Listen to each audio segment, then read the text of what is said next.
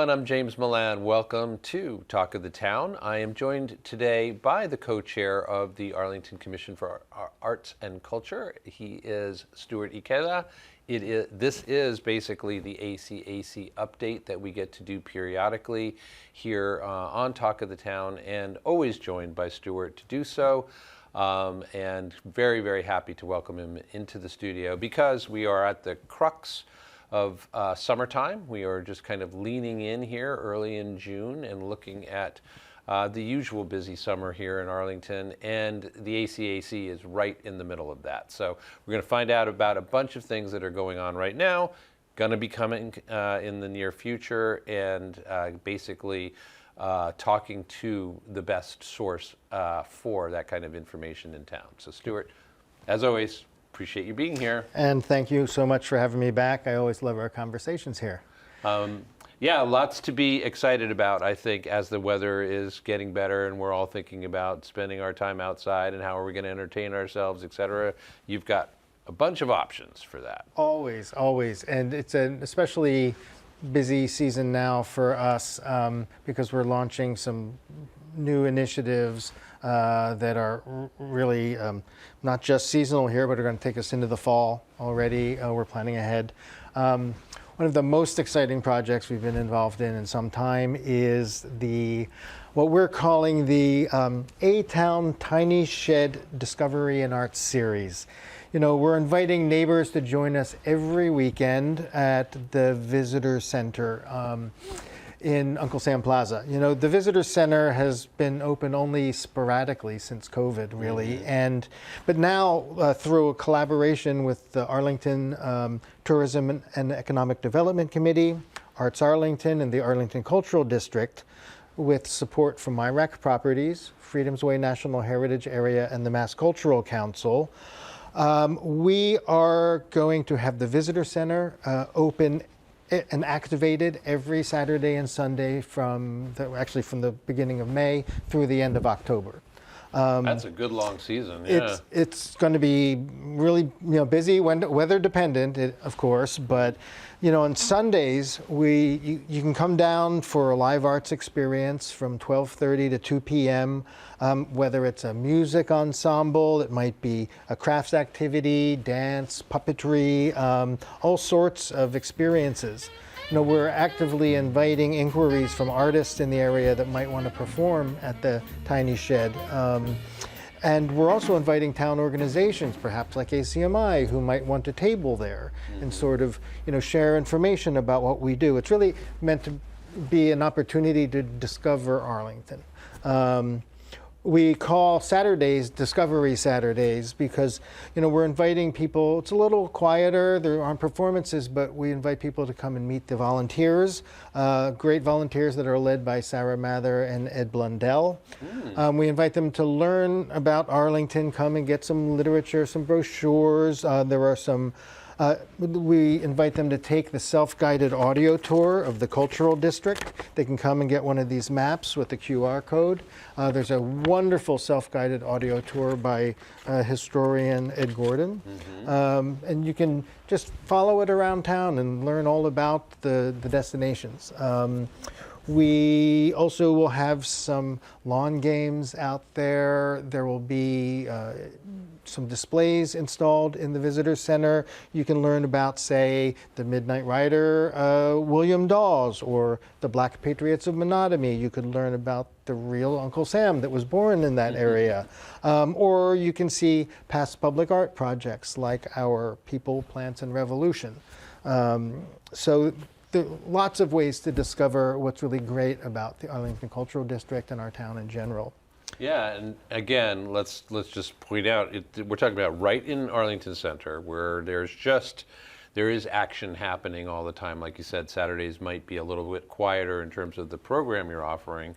But we know that there's going to be people moving through that area regularly throughout the summer. Sure, and there'll be like beer gardens at Jason Russell House. So what we want people to do is come and visit, learn about all there is to do, and then go out and enjoy them. We didn't want to compete with what's already happening and is great. Yeah, which is, again, an excellent, like, I can tell that this is a very good fit between you and the tourism folks as well, because, you know, that area around the tiny shed, as you're calling it, is the area in which people can find, like, it's the center of the information for what's going on around Arlington in different ways. And so, as you're saying, you're adding another element, and an engaging one, to that, in that people can listen to music or participate in other cultural things on the given hours on Sunday, and in general find folks there who are going to be helpful if you're looking for what to do in town. And it's an important bit of placemaking. I can't tell you how many times, you know, we've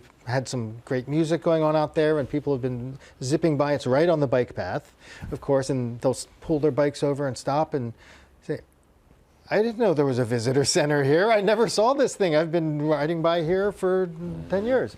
You know, so it's to really to activate that space again and to sort of show we're open for business and welcoming visitors again. Yeah, it's a great idea, really. It is the kind of place, what you just described, I think, is a reaction that people, you know, will that will resonate with people, which is, whoa, this is here? Because it has had such a low profile for quite a long while. So just the fact that you will be providing some kind of engaging activity or entertainment there will draw people's attention, and then I think they will remember that this is a place that they can return to, not only for more of those experiences, but in general, if they want to find out, like we said, what's going on, this is the place to be. And it's where we're installing a lot of the materials and wealth of information we've collected over the Arlington 250 exercise over the past few years, of course, as well. I'd referred to People, Plants, and Revolution, so you know, those have been installed over Patriots Day celebrations over the last couple of years. We've also reinstalled, in the center you'll see sidewalk stickers that are promoting an audio discussion of that project. And each one has an image and a question, and you can see some of the banners on display at the tiny shed. You know, so do you want to describe People, Plants, and Revolution again for folks? Sure, briefly for those who didn't catch it. It's a wonderful public art project. There were banners installed on Mass Avenue as well as in Town Hall that commemorate the lives of the people of Menotomy during the American Revolution, but through the lens of the importance of various kinds of plants and sort of botanical elements, you know, for the revolutionary times period.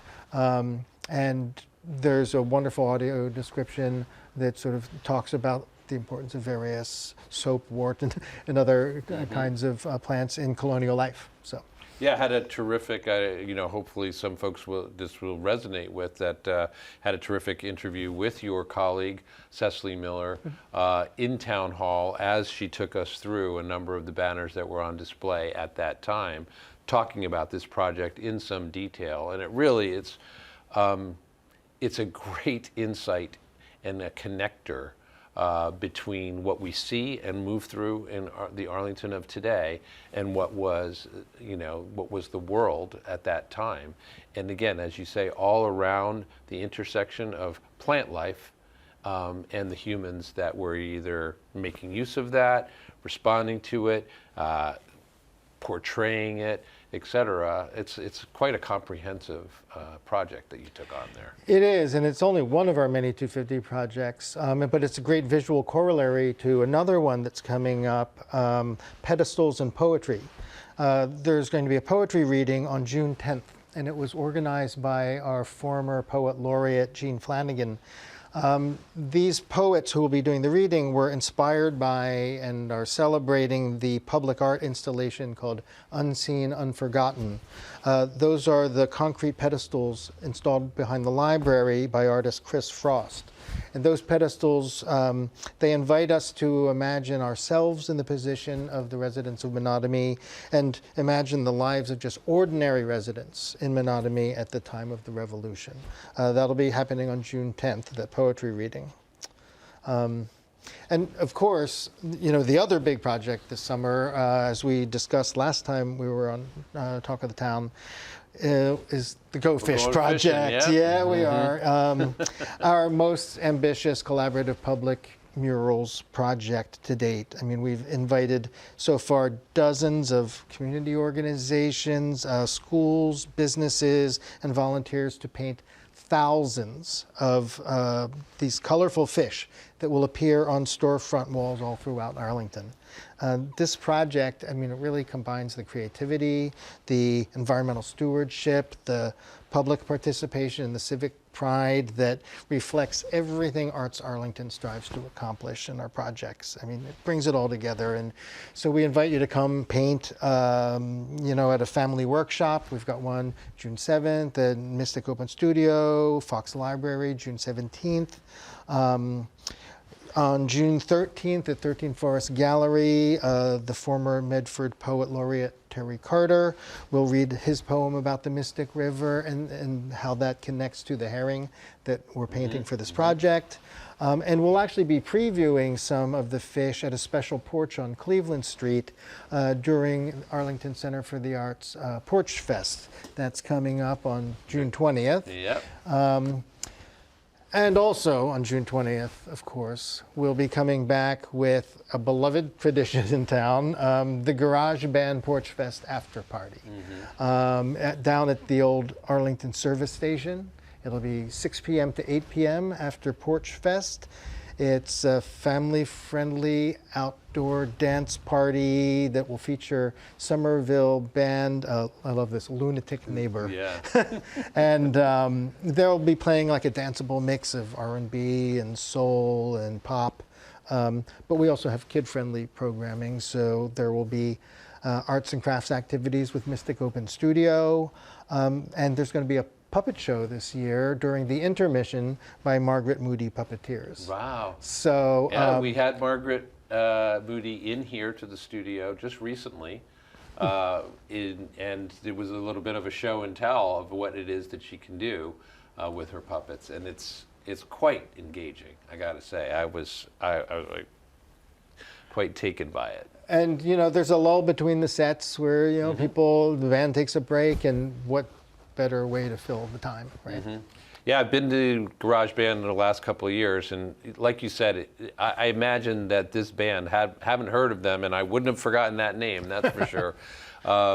But I imagine that they will fit kind of into this stream of musicians that you've had at Garage Band for these last few years, where the music really is quite danceable, very accessible, very festive, and that kind of suits the mood. And what I love about Garage Band, ever since we had Abe on from the first year, it's really become just such a community-based event. And every year, it's like the perfect snapshot of every aspect of Arlington town life, from the, toddlers through, great-grandparents, and all dancing together, all backgrounds, just having a good time. It's really one of my favorite events of the year. It absolutely is. I mean, anybody who's got footage of it, anybody who has photos of it, you're bound to see somewhere in that photo a child and, somebody more my age, both of them having clearly a really good time. Boogieing down in the gas station, too. Yeah, What's not to love about that? Yeah. Let me ask you, Stewart, because we have run through, as we always do, the kind of plethora of possibilities that you guys offer for just different kinds of experiences and different intersections with art and public art in our community. But let me take a step back and just ask you a little bit more about your organization. How do things look for you guys? Because I'll tell you, as you're well aware, we at ACMi, plenty of arts organizations all over the country, are facing challenges that we haven't faced before, because funding that we have been able to rely on has not been, is not going to be there going forward for a lot of us.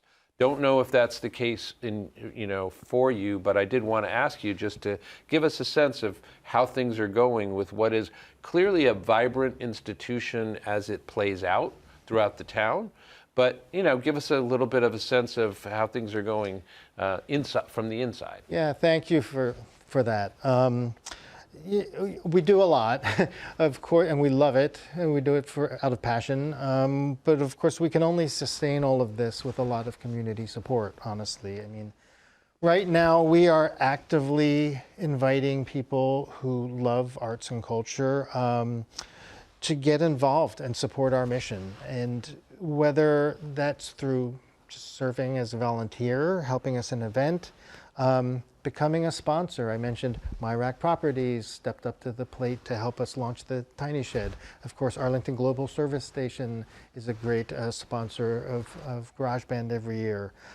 Everyone in the community gets involved and benefits.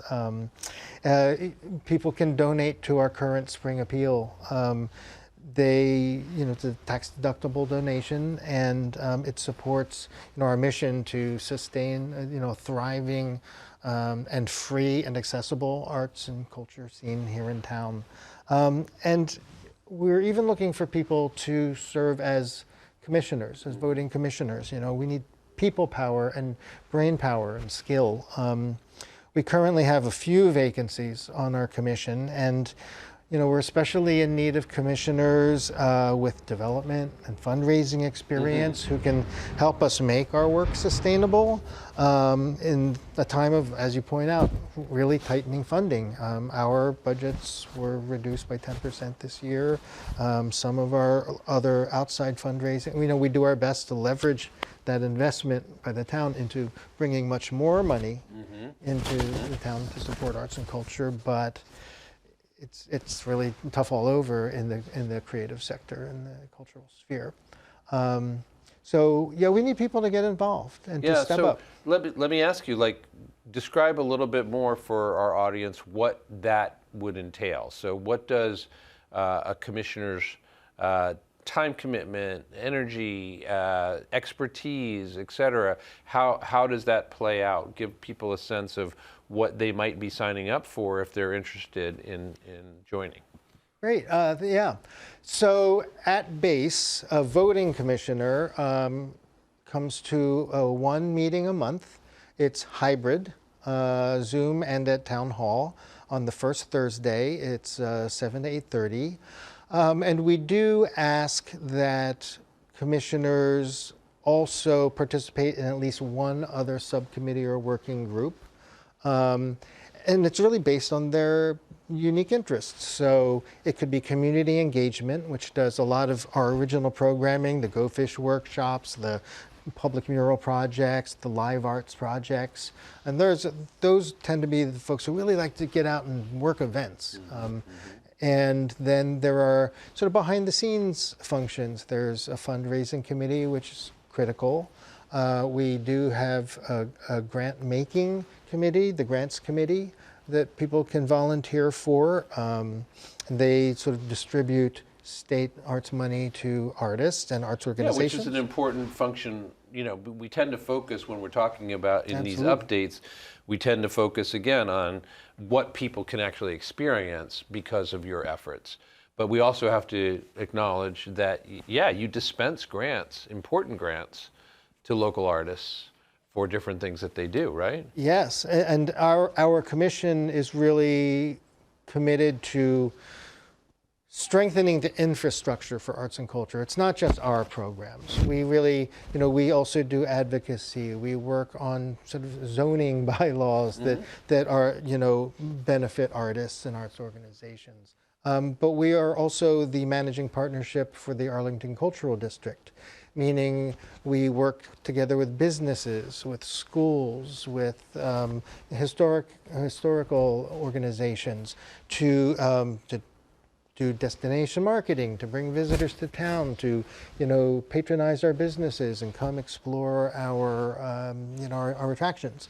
So a commissioner can help make important decisions about really how we support all of the neighborhood and economic development in town. So we have subcommittees for marketing and resources. We have a subcommittee, or we have a liaison to the Poet Laureate Selection Committee. So there's public so- art, yeah. so people can find their niche and their project and their passion project and pursue it through us and with us in partnership. And we also, of course, partner with tons of other town committees like ATED, like DEI, like Human Rights Commission, like the Department of Planning on all sorts of projects. For people who don't feel they can commit that much time, they can always just come to a subcommittee like community engagement and say, I just would really like to help manage, staff one of the fish workshops. And that's also a really important contribution. So we appreciate, everyone bringing what they can to support the mission. I'm really glad that we both had the time to talk a little bit more about this and chose to kind of describe for the audience a little bit more just the breadth of what it is that you guys are doing and are involved in. Again, it goes from tourism and making it, our town as attractive, as accessible as possible for folks who are coming in to visit, as well as, the entire span of what it is that you do to, work on the quality of life that all of us enjoy here on a day-to-day and week-to-week basis. So I think it's, hopefully people do have a better idea of just how many tendrils there are and how widely they are spread throughout the community. Because this is important work, and supporting it can come in a lot of different forms, right? Yeah, and I don't want to get too inside baseball, but I think one thing that helps explain why we do so much is that wisely, according to the Arts and Culture Plan that sort of formed this current version of ACAC in 2018, town meeting authorized the consolidation of what used to be a half a dozen different formerly separate committees, separate budgets, separate everything, that were all sort of working in silos. So public art, live arts, the local cultural council, the poet laureate, and so forth, and put us all under one umbrella, when we formed the cultural district. And it created efficiencies and kind of collaborative opportunities we never could have thought of before. And that's what's been so great about it. But it also means we've got a herd of cats that all have different specialties. And so not everyone in town, they know one thing that we do and they love one thing that we do. They don't realize, and they also do that and that and that and that and all these projects you see around town. And that's really gratifying. And the other thing I would say just about my appreciation for Arlington and for Massachusetts and what we've got here is that our rep Sean Garbally is the chair of the Joint Commission on Arts, Culture, and Tourism, and is really committed to what arts bring to our community. Governor, in her economic policy, has made arts and culture central to as an economic driver for the state. There's a lot of support here and a lot of understanding and appreciation for what arts and culture brings to our quality of life, as well as really driving an important part of our economy and our well-being. So I really just appreciate, our town's investment, the state's investment in bringing arts and culture into our lives. Hear, hear. Yeah. Anything that we have neglected or that you'd want to just, reiterate before we sign off here? One program, and I'd like to come back and talk about this again another time, is we have a strong interest in providing more access to arts and culture and to working with the commission to our school-age populations in town. At various times, we've had some great projects, the Remembrance of Climate Futures, the climate interns from the high school were extraordinary young people who've gone on to do great things. We would love to find more ways to involve more of the young people in the public art life of Arlington. So if anyone in any of the schools has a student who's particularly passionate about arts and supporting it and learning about how municipal arts bodies work, volunteering for some of these high-profile events, please do reach out to us through artsarlington.org, because we'd really love to sort of develop a sustainable program to allow more students to be involved.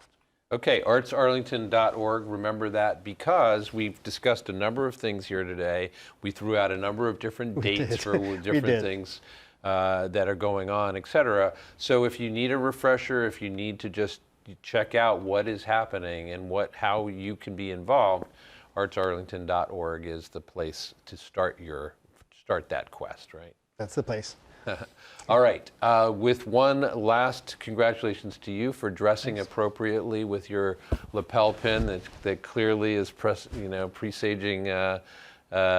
Porch Fest and Garage Band. Well done. Yep.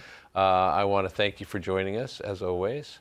I've been speaking with Stewart Ikeda. He is the co-chair of the Arlington Commission for Arts and Culture, ACAC, and man, if you've been listening, you know they're up to a lot of stuff here in town that all of us enjoy.